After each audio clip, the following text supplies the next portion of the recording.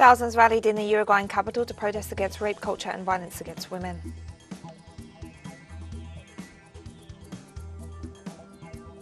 Argentine President Alberto Fernandez announced a new debt repayment deal with the International Monetary Fund on the same day that a $700 million payment was due. The Economic Community of West African States on Friday suspended Burkina Faso from the bloc in the aftermath of this week's coup.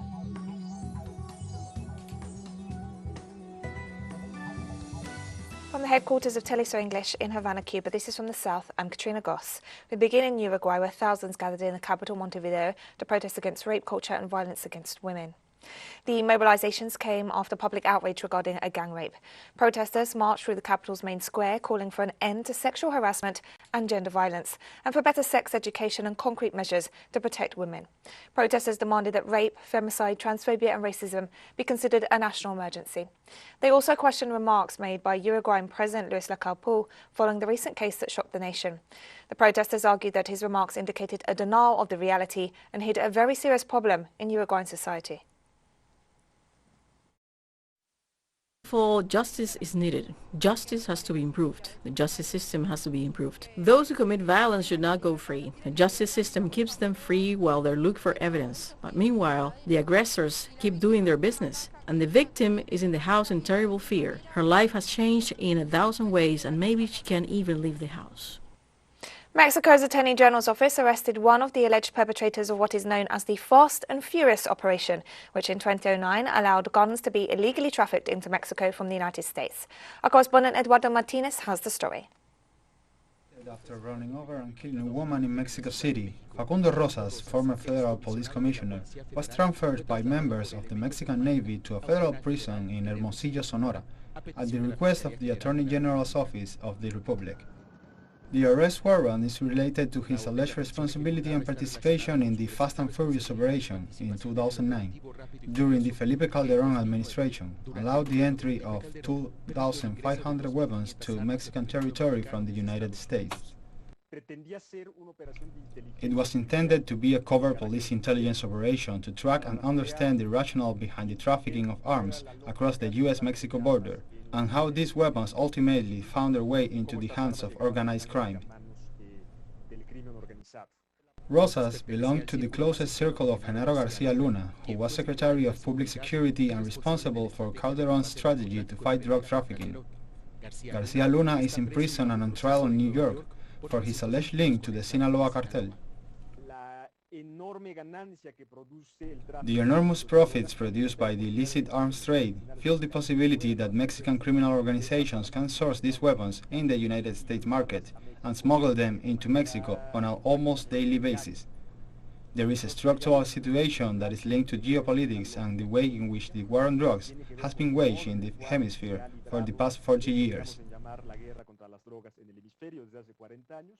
President Andrés Manuel López Obrador referred to the former police commissioner's arrest.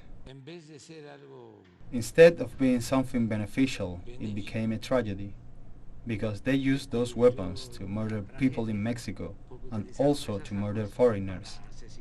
The investigation remains open, and presumably this individual participated in that group. Since the beginning of the López Obrador administration, Mexico has demanded its northern neighbor to stop illegal arms trafficking. We naturally believe that the availability of illegal weapons to organized crime is one of the factors that fuels the violence that unfortunately hurts Mexican society and that we no longer want to experience. 11 U.S. companies are being sued for the sale, manufacture and distribution of these weapons, which fuel the smuggling associated with the violence and drug trafficking affecting the country, which in 2021 left a toll of almost 30,000 deaths. Eduardo Martínez, teleSUR, Ciudad de México. In Bolivia, the government announced the relaunch of a series of projects to avoid the threat of a crisis in the energy sector. Our correspondent Freddy Morales has the story. Hydro Energy and Petrochemical Summit revealed the government's immediate plans to strengthen these sectors, but above all, to overcome the threat of a short-term crisis. We have called it the BS Activation Plan, which consists of the development of projects and activities related to hydrocarbon exploration. It is not unknown that production had already been falling for years, and this production both of gas and oil undoubtedly needed to be replaced. The plan, with exploration investments of more than $400 million, aims to renew doubling of reserves that the country recorded more than a decade ago. From 2006 to 2015, we went from 35 million to 60 million cubic meters per day. However, we can also see that from 2016 onwards until 2020, we have a decrease, and this decrease was due to an exploration policy that did not have the necessary success. The increase in natural gas reserves depends on practically consolidating the industrialization process, which already has urea and ammonia production planned to support agricultural development. It is the same as gas with urea, with given added value. When we put crude oil in a refinery and diesel and gasoline come out, we are generating added value to that crude oil, and that added value will stay with us. It will stay with YPFB refining. We will spend less money on imports. In addition to guaranteeing raw materials for industrialization, the plan contemplates extending the free natural gas connection to homes, which benefits almost half of the population with this cheap energy.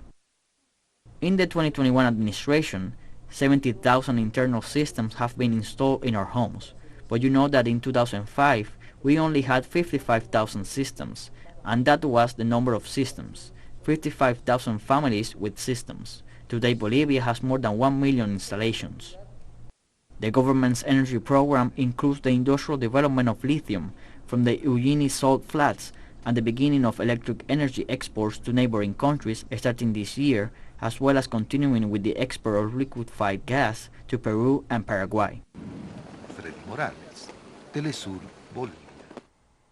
And we'll be right back after this very short break. Don't go away.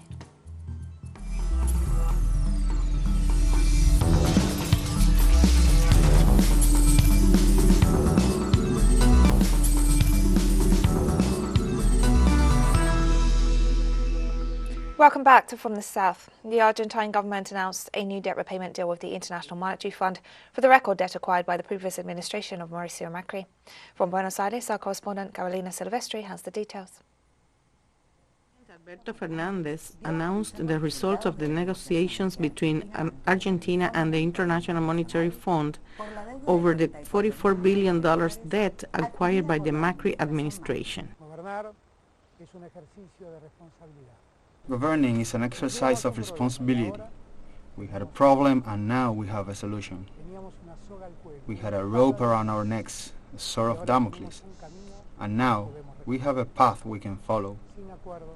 Without an agreement, we did not have a defined horizon. With this agreement, we can organize the present to build a future. In comparison with other previous agreements signed by Argentina, it is good to remember that this agreement does not contemplate restrictions that delay our development. The key to reaching the agreement with the credit agency was the commitment of the Fernandez administration to gradually lower the fiscal deficit. It does not restrict, does not limit, does not condition the rights of our retirees that we regained in 2020. It does not force us into a labor reform. It promotes our investment in public works. It does not impose reaching a zero deficit, does not impact on public services, does not relegate our social spending, and respects our plans for investment in science and technology. Furthermore, we will be able to access new financing, precisely because this agreement is in place. On the other hand, Minister of Economy Martín Guzmán confirmed that the agreement will be sent to the National Congress for its analysis. We were able to reach an understanding on the macroeconomic framework and key policies for a new program with the International Monetary Fund. This general framework has two blocks. On the one hand, the macroeconomic policy outline. On the other hand, the so-called measures that promote medium-term growth and lasting stability. According to the minister, the understanding reached with the International Monetary Fund also mitigates the situation negatively impacting on the markets, with sharp rises in the value of the dollar and a fall in government bonds. The central bank will no longer systematically finance the treasury, but in a more normalized economy, the money supply can move in a way that is consistent with the evolution of demand for our currency, without putting additional pressure on exchange rates and therefore on inflation. There is a set of policies aimed at promoting the development of the sectors that have the capacity to generate hard currency in our economy, understanding that the productive block is fundamental when it comes to tackling inflation. The agreement also contemplates the deferral of debt payments due after January and February of this year, which Argentina was not in a position to comply with. Carolina Silvestre, TeleSUR, Buenos Aires. Sergio Moro, the former Lava Jato investigation judge who ordered former Brazilian President Luiz Inácio Lula da Silva's arrest, is currently polling in third place for this year's presidential elections. However, a corruption scandal could destroy his chances. From Sao Paulo, our correspondent Brian Mir reports. In 2015, Lava Jato Judge Sergio Moro, under instructions and with constant informal communication with the U.S. Department of Justice, paralyzed all activities of Brazil's 5 largest engineering companies. This caused an immediate 500,000 layoffs and 4.4 million indirect layoffs in the months leading up to the coup against Dilma Rousseff. It's something that destabilized the economy. After these companies were bankrupted, a U.S. law firm named Alvarez and Marsal was hired to overlook the restructuring of Odebrecht, OAS, and a couple other of these companies. Now, it's just come out that former judge Sergio Moro has received $656,000 from Alvarez and Marsal in consulting fees. The National Auditing Court is opening an investigation to see if there's conflict of interest. What information did he exchange with them in exchange for this payment? Did he share privileged information from the court cases that he oversaw against these companies? Thank you, Brian. Chile's President-elect Gabriel Boric on Friday held the first working meeting with his future cabinet in what was a holiday home for former President Salvador Allende. Of the 24-member cabinet, 14 are women. As Interior Minister, Boric chose Isquia Siches, a surgeon who in 2017 became the first woman president of the Chilean Medical College. She will also be Chile's first woman Interior Minister. The team also includes former student leaders and lawmakers Giorgio Jackson and Camila Vallejo, who together with Boric led protests in 2011 for free public education. Maya Fernandez, the granddaughter of former President Salvador Allende, who died in the 1973 coup led by Augusto Pinochet, will be Defense Minister. The new Foreign Minister will be Antonio Orejola, former President of the Inter-American Commission on Human Rights. We're going to outline the strategic objectives of our government. We have already discussed this with the minister separately, but it's important to generate trust, a team spirit, so that we have a government that thinks about those who are watching us through the camera.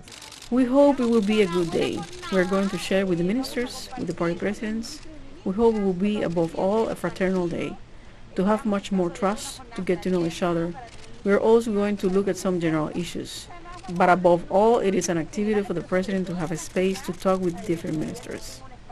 I like the word socialism. I have always said so. So we are all democratic. All of us, we're here, and that is the important thing. We want the best for Chile. We are going to...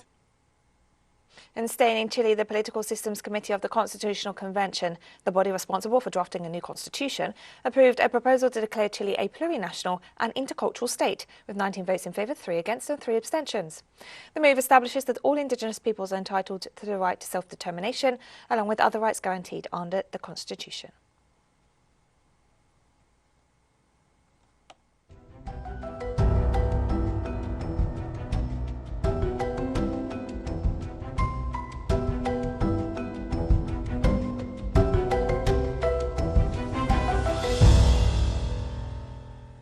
In Ecuador, a ruptured pipeline has caused an oil spill in the Amazon region.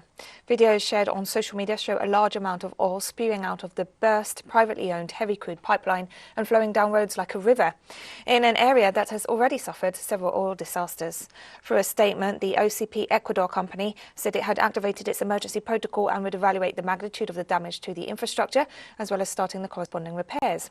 The rupture in the northeast of the country was reported to have been caused by a rock slide triggered by heavy rains.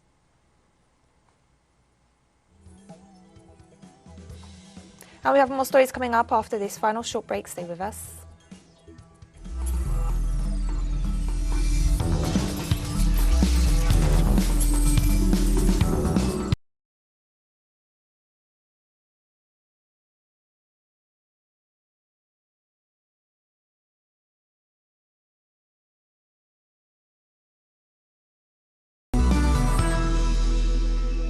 Welcome back to From the South.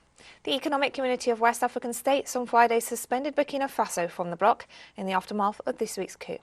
The country became the third nation in the regional alliance to be punished for a military takeover in the past 18 months after Mali and Guinea were suspended last year. West African leaders met virtually Friday to discuss the Burkina Faso coup, and a delegation was expected to travel to the country in the coming days. On Monday, a group of soldiers went on state television to announce their military takeover of the country, which they said was under siege from armed groups, blaming President Roch-Marc Christian Kabore for failing to stem the violence that's killed thousands. Crisis in Burkina Faso and its ramifications. The deteriorating political situation in our region should be a matter of great concern to all of us. No current country is insulated from its occurrence in the community, and we have to take action to nip it in the bud. We're confronted with a setback to our democracy, taking cognizance of the twin coups d'etat in Mali on 18th August 2020 and 24th May 2021, the one in Guinea on 5th September 2021, and now on 24th January 2022 in Burkina Faso. More than 20 Congolese soldiers were killed in an attack by the M23 rebel group on an army position in the Democratic Republic of Congo's conflict-plagued east. Clashes with the Congolese army have caused more than 8,000 families to flee their homes, including residents of 6 villages that have fallen under the control of the rebels. The M23 is one of more than 120 armed groups which roam eastern DR Congo, a legacy of regional wars more than 2 decades ago. Since November, the group has been accused of numerous attacks on army positions.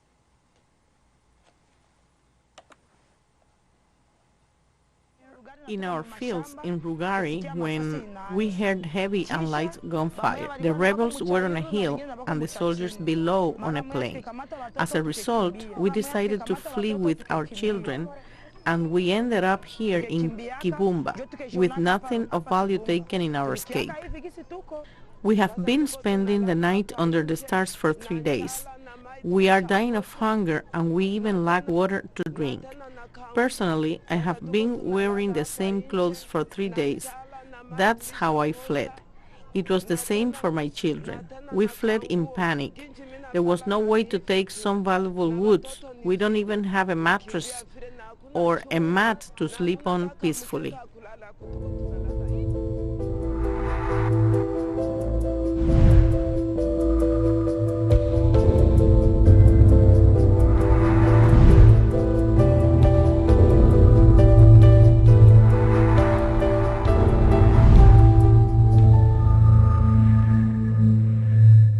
Tanzania has received 800,000 vaccine doses donated by China.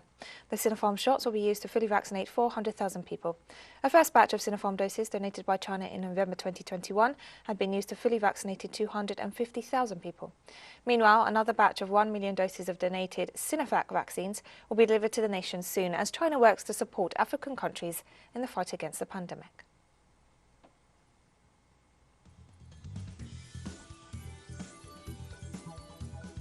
And we've come to the end of this news brief. Remember, you can find these and many other stories on our website at telesurenglish.net. You can also follow us on social media for all the latest news. We're on Facebook, Twitter, Instagram and Telegram.